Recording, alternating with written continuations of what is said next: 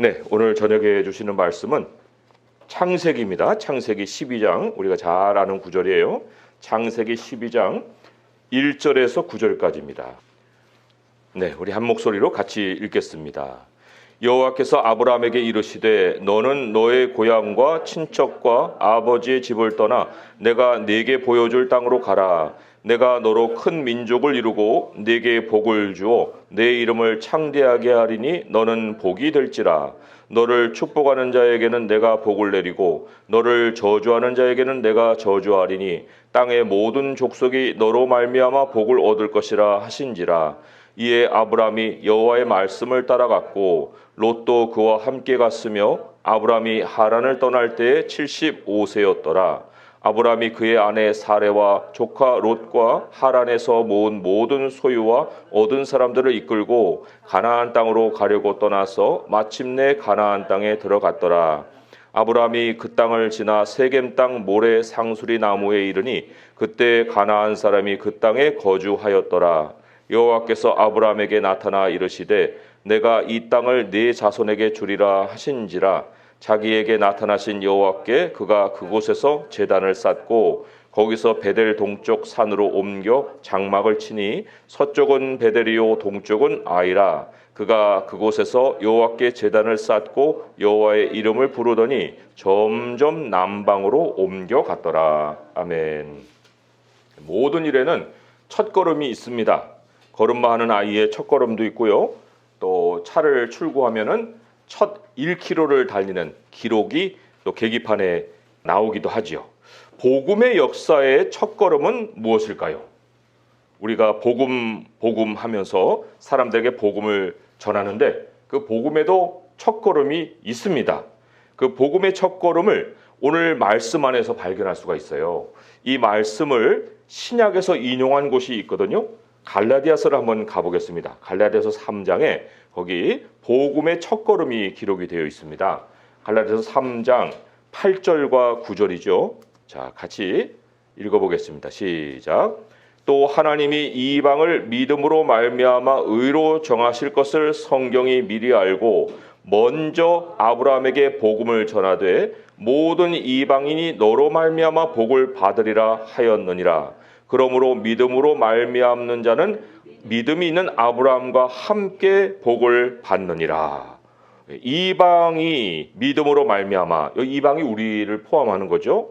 그런데 첫걸음은 누구였어요? 먼저죠. 먼저의 첫걸음이 있어요. 먼저 아브라함에게 복음을 전하되. 그리고는 나오는 말씀이 오늘 창세기에 기록된 말씀이죠.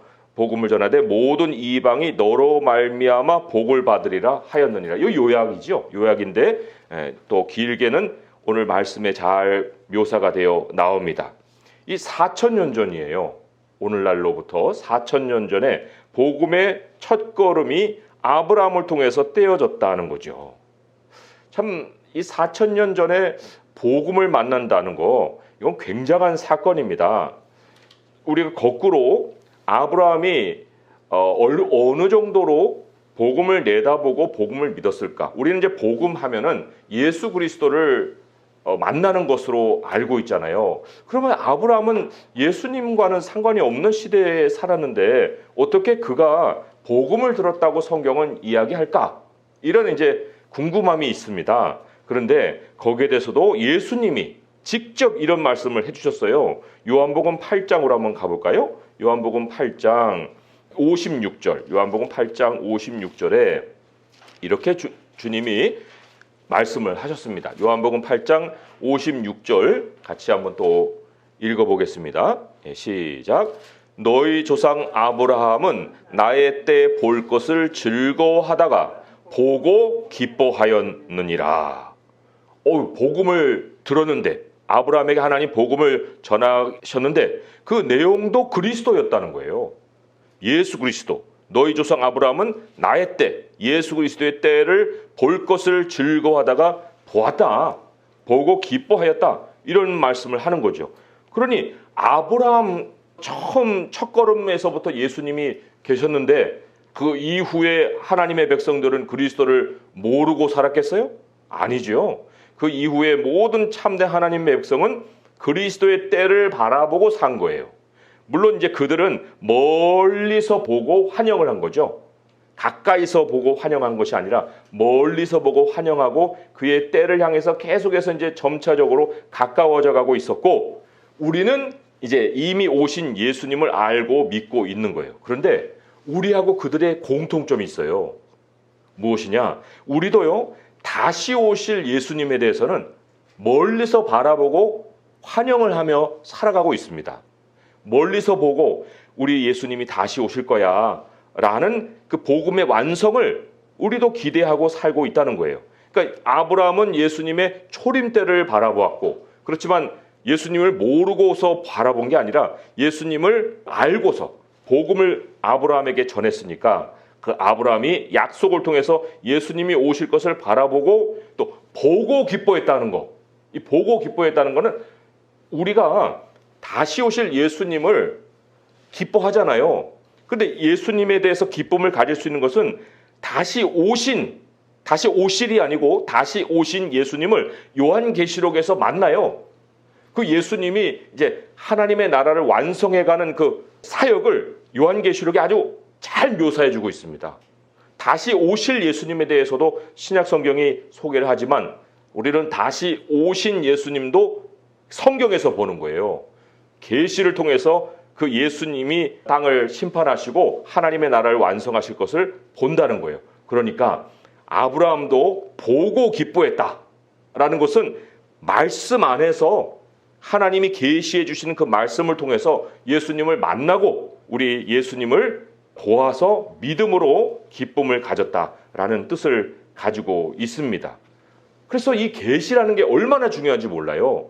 하나님 우리에게 주시는 말씀이 그 말씀 안에 예수님을 만나게 하고 또 그 말씀이 우리의 눈을 땅에서 하나님의 나라로 향하게 합니다. 말씀이 우리에게 믿음을 심어주는 거예요. 말씀이 없는 믿음은 그거는 믿음이 아니에요. 말씀이 우리에게 하나님의 나라를 보는 눈을 열어주고 그 계시가 바로 우리에게 믿음을 가져다 준다. 그러니까 계시가 없는 믿음은 아무리 그 사람이 뭐 강한 믿음을 갖고 있는 소유자같이 보여도 그건 믿음이 아니라는 거예요. 사람의 의지가 강한 것이 믿음이 아니거든요. 첫째로 믿음은 보는 거예요. 하나님이 열어주신 눈을 가지고 말씀을 가지고 보는 거고, 둘째로는 그냥 보는 걸로 끝나는 게 아니고 보고 기뻐하는 거예요. 그 현실이 내게 느껴지는 거예요. 그것이 나에게 실감이 나는 거예요. 그 믿음이 우리에게 주는 선물이에요. 자, 그런데 왜 세상은 이 말씀을 우리가 전하는데도 불구하고 왜 그들은 그 말씀에 대해서 그 실제를 느끼지 못할까? 뭐 세상만 그런 건 아니겠죠? 하나님의 백성들도 말씀을 전하지만 그 말씀을 들어요. 그리고 이제 성경도 읽어요. 그 성경의 많은 현실들을 보잖아요. 보는 것까지는 하는데 왜 보고서 기쁨을 가지지 못할까? 이게 이제 우리가 오늘 본문에서 던지고 싶은 질문입니다. 그것은요, 계시는 엄청난 스케일로 우리에게 주어지지만 하나님이 실제로 그 첫 걸음을 띄고 두 번째 걸음을 띄고 세 번째 걸음을 띄는 이 우리의 현실 안에서는 하나님의 지시가 단계적으로 임하기 때문에 그런 거예요. 그래서 본 것은 엄청난데 아니 왜 이런 일이 안 일어나지? 라는 의문을 갖는 것은 하나님이 일을 안 해서가 아니라 그 이후에 이제 연결을 하셔야 되잖아요.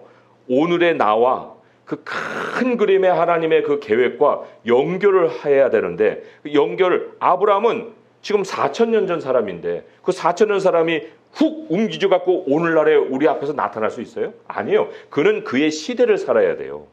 그 시대를 살아야 되기 때문에 하나님이 그에게 첫 걸음, 둘째 걸음, 셋째 걸음 이렇게 단계로 움직이게 하신다는 거죠. 우리도 마찬가지예요. 우리도 영원한 하나님 나라로 움직여 가지만 그러나 하나님은 우리의 삶도 단계로 움직이게 하신다는 거죠. 자, 그래서 오늘 말씀으로 이제 돌아와서 보게 되면 1절의 말씀을 보세요. 여호와께서 아브라함에게 이르시되 너는 너의 고향과 친척과 아버지의 집을 떠나 내가 네게 보여줄 땅으로 가라. 이게 왜 단계냐 하면 하나님이 내가 너에게 보여줄 땅이 있어.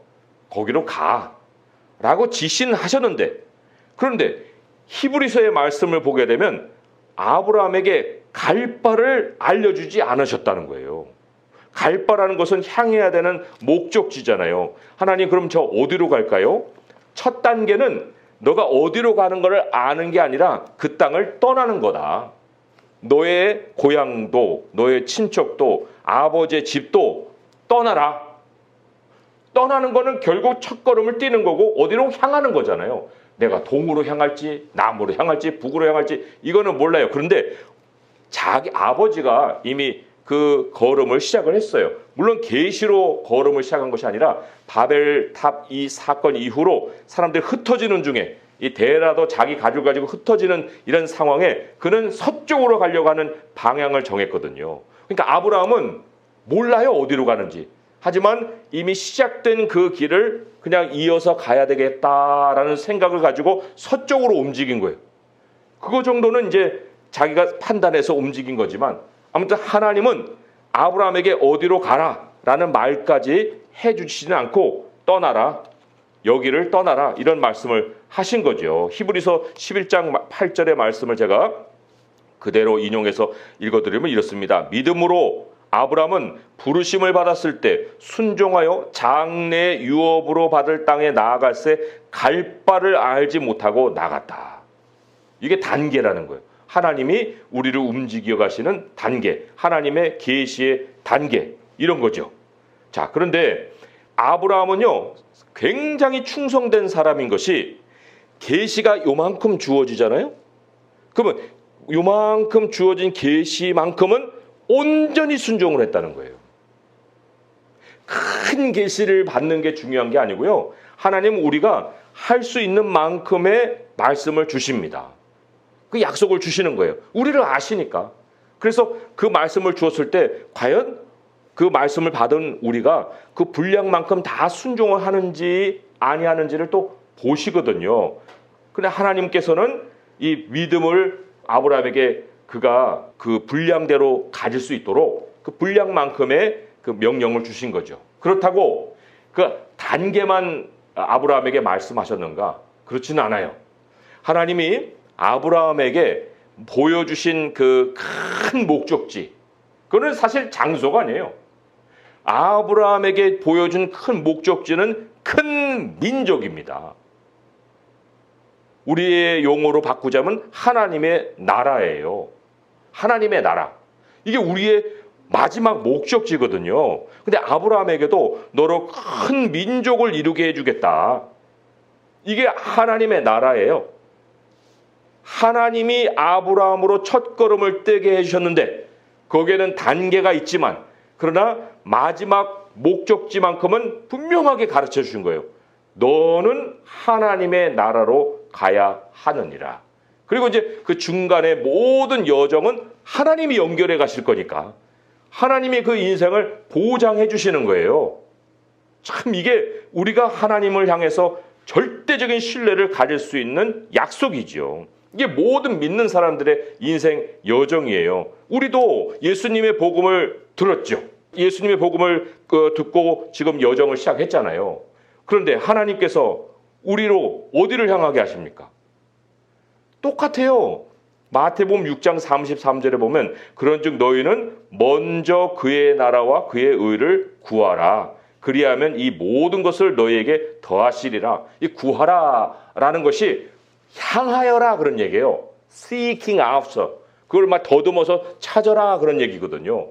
우리는 갈 바를 몰라요. 하나님의 나라가 이 땅에 무슨 장소가 아니잖아요. 그렇다고 하나님께서 단계로 인도하시기 때문에 하나님 다 그러면 그 다음에 어디로 가야 됩니까? 라고 또 우리가 질문할 때 하나님이 단계로 알려주시는 거에는 그 다음에 것이 그림이 확실하지 않을 수가 있어요. 우리의 믿음의 분량만큼 계시를 주시고 움직이게 하시니까. 그렇지만 절대적으로 우리가 믿을 수 있는 것은 우리의 첫걸음부터 하나님의 나라에 이르기까지 하나님이 지시하셨기 때문에 하나님이 그 모든 중간 단계를 인도해 가신다는 겁니다. 그래서 하나님은 우리에게 염려하지 말아라. 내일 일을 염려하지 말아라. 내일은 내일이 염려하게 하고 너는 오늘 그 족한 줄로 알고 오늘의 분량에 충성하여라 라고 하나님이 우리에게 늘 말씀을 하시는 거예요. 그러니까 우리가 갈 바를 알지 못하는 게 문제가 아니라 진짜 큰 문제는 하나님의 나라를 향해서 가지 않는다는 거예요. 그게 큰 문제입니다. 그러니까 모든 게 다 틀어지는 거죠.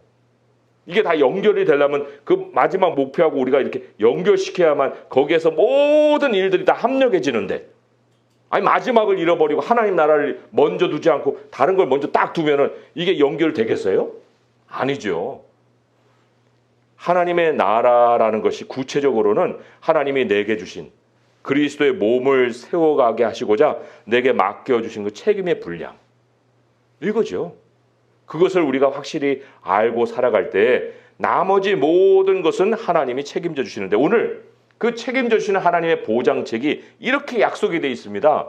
2절과 3절의 말씀, 이거는 우리 모든 하나님 백성에게 그때부터 지금까지, 그리고 예수 그리스도 다시 올 때까지 역사하는 약속이에요.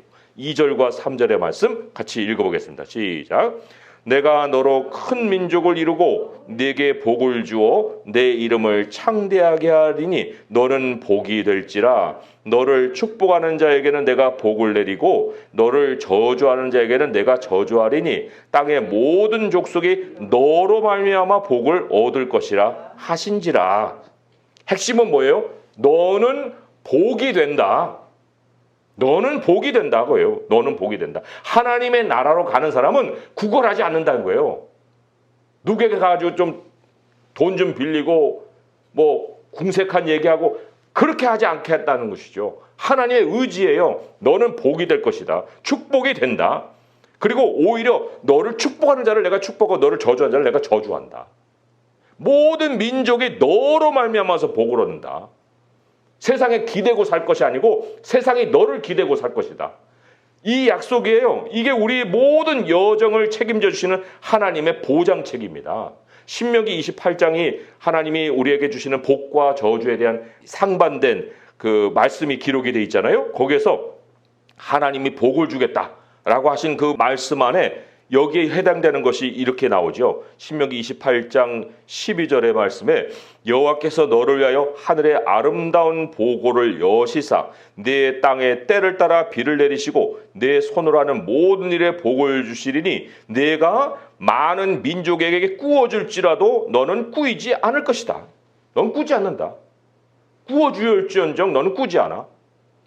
하나님이 약속하신 거예요. 너는 머리가 되고 꼬리가 되지 않을 거야. 위에만 있고 아래에 있지 않게 하실 것이다. 오직 너는 내가 오늘 네게 명령하는 네 하나님 여호와의 명령을 듣고 지켜 행하며 내가 오늘 너희에게 명하는 그 말씀을 떠나 좌로나 우로나 치우치지 아니하고 다른 신을 따라 섬기지 아니하면 이와 같으리라. 이 다른 신이라는 게 바로 목표를 잃어버린 삶이에요.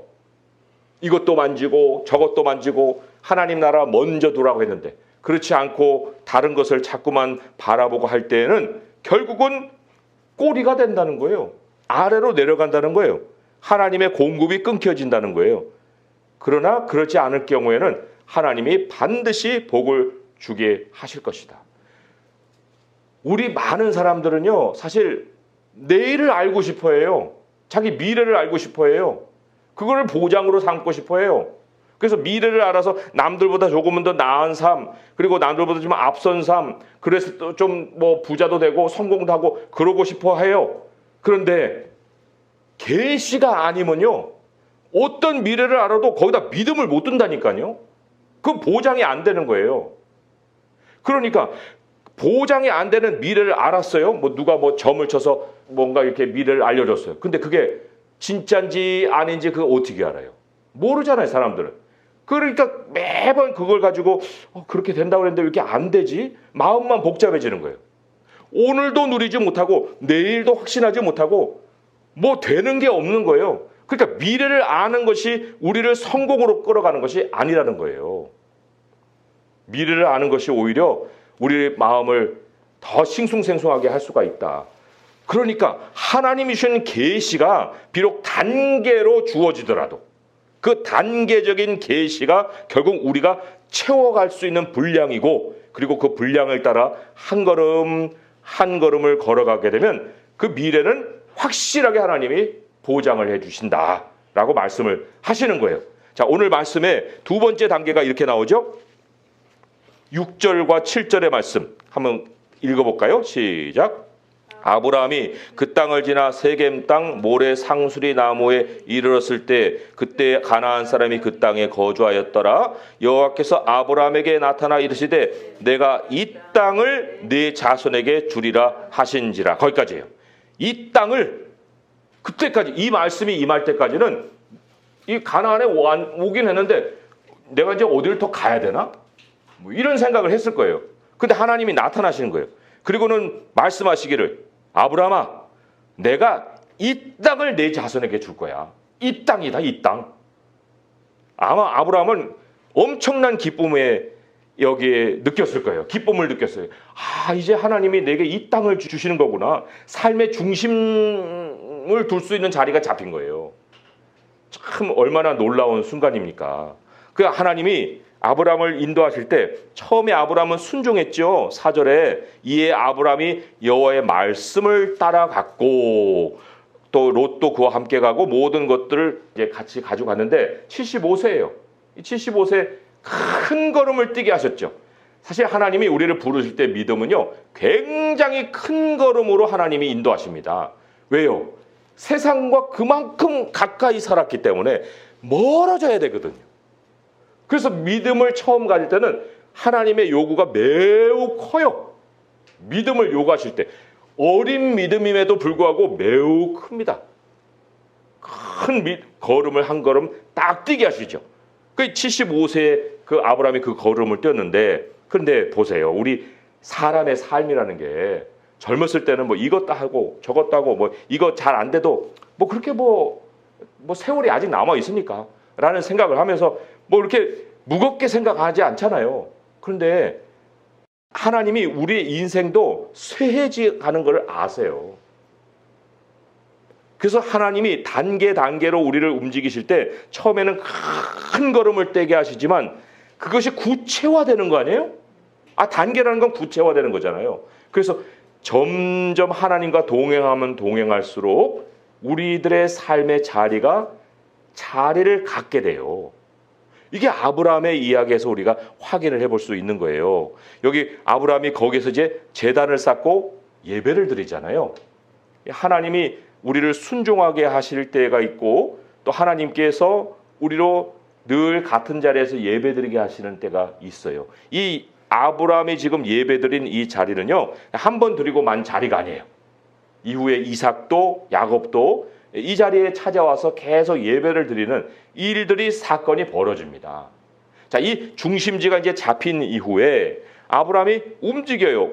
움직이면 안 되는데 왜 또 움직이지? 8절부터 이제 9절까지 이렇게 움직이는 아브라함을 만나잖아요. 거기서 베델 동쪽 산으로 옮겨 장막을 치고 서쪽은 베델이고 동쪽은 아이고 그가 그곳에서 여호와의 제단을 쌓고 여호와의 이름을 부르더니 점점 남방으로 옮겨갔다라고 했는데, 이거는요, 하나님이 이제 땅을 주셨잖아요. 이 땅이야 할 때 이제 그 땅을 여기저기 이렇게 살펴보는 일을 하는 거예요.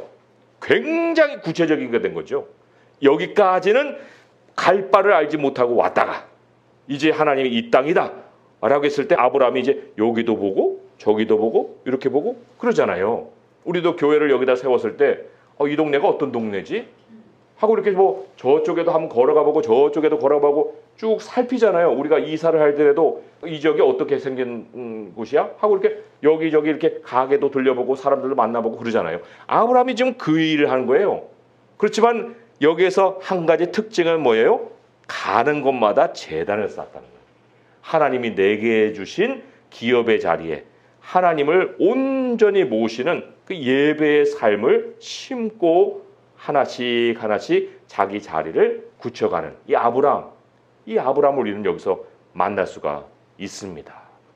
오늘 말씀을 우리가 정돈하면은 하나님이 우리에게 믿음을 시작하셨을 때 우리에게 큰 이동이 있었던 거 우리가 지난 세월을 돌아보면서 참 느낄 거예요. 그때는 너무 고생도 많고 참 믿음을 가지려고 내가 여러 가지 일단 몸부림도 쳤지만 안 되는 일도 많았고 나의 참 깨진 그런 성품들이 온전해지는 과정을 통해서 얼마나 많은 참 어려움을 우리가 겪었어요. 그런데 그런 단계를 이제 밟아온 후에 우리들의 지금 살고 있는 이 모습이 작은 스케일의 이동이라면 참 그것은 하나님이 우리를 얼마나 참 오랫동안 인도해 오셨는지 한 거의 증거예요. 하나님의 손길입니다. 그리고는 그 다음은 어디예요? 천국이죠. 하나님의 나라를 향해서 지금까지 살아왔는데 그 우리들의 마지막 삶의 연결이 천국이 아니면 어디예요? 천국으로 하나님은 항상 우리를 마지막까지 인도해 가신다라는 거죠. 그래서 믿음으로 뛴 그러한 첫걸음이 누구인가에는 지금이 그 순간이 될 수 있고 그것은 크게 하나님이 뛰게 하시긴 하겠지만 그러나 계속해서 하나님과 동행하는 사람에게 구체적으로 지시해 주시는 하나님이시고 그것이 바로 우리들의 일상이 되는 것이죠. 우리 하나님, 그런 하나님이 우리에게 지금 함께 하셔서 우리와 함께 하셔서 우리의 삶을 인도해 가시고 계시오니 이제 우리가 해야 될 일이 뭐예요? 우리의 눈에서 하나님의 나라를 놓치지 않는 거예요. 우리 하나님이 내게 맡기신 교회를 세워가는 그 일, 나의 모든 하는 일이 주를 위해서, 주님의 영광을 위해서 어떻게 연결되고 있는지 그런 것들을 구체적으로 내가 계획하고 또 하나님을 위해서 또 합력하고 교회를 세우는 일에 열심을 내고 이런 것을 우리가 행해 나갈 때 하나님 우리의 삶을 뭐로 채워주십니까? 복으로 채워주시는 거예요. 복으로 채워주시고 채워주는 걸 또 나눠주게 하시고 모든 내 이웃들이 나로 말미암아 복을 얻게 하시는 복을 우리 하나님 풍성하게 채워주신다. 그래서 그게 우리 모든 성도들님들의 개인의 삶도 되고 또 우리 교회가 그러한 중심에 있어서 주변에 있는 우리 정말 이웃들에게 복이 되는 그들을 천국으로 인도해가는 길이 되고 하나님의 복을 그들에게 전해줄 수 있는 그러한 통로가 되는 그런 교회와 우리 성도 될 수 있기를 주님의 이름으로 축원드립니다. 기도하겠습니다. 하나님 아버지 감사합니다. 우리가 악이었을 때 하나님 우리에게 첫걸음을 떼게 하셨고 믿음으로도 악이었을 때 우리의 첫걸음을 떼게 하셨습니다. 아버지 하나님 우리는 정말 환하게 앞날을 다 보고 싶지만 그러나 하나님은 우리의 믿음의 분량을 아시기 때문에 단계 하나님이 계시를 주십니다. 그러나 하나님은 마지막 계시는 분명하게 주셨습니다. 하나님의 나라와 그 의를 우리에게 보여주셨습니다. 우리 주 예수 그리스도가 그곳에서 우리를 기다리고 계십니다. 아버지여 우리가 어떠한 일에도 우리의 마음을 먼저 두지 않게 하시고 하나님의 나라와 의에 먼저 마음을 두게 하여 주시옵소서. 오늘도 구체적으로 우리의 삶을 연결해 가시는 우리 하나님께 삶을 맡기고 우리는 반드시 복이 될 것이라 하셨사오니 우리가 꾸어주되 꾸지 아니하고 우리 하나님이 우리를 높은 데 두시고 아래로 내려가지 않게 하시며 하나님께서 우리로 모든 일들에 정말 많은 이웃들을 옳은 대로 돌아가게 하는 하나님의 도구가 되게 하실 줄 믿나이다. 그러한 우리의 마음의 소망을 가지고 이 남은 여생에 주의 교회를 열심히 세워갈 수 있도록 도와주시옵소서. 우리 주 예수 그리스도의 이름으로 감사하며 기도합니다. 아멘.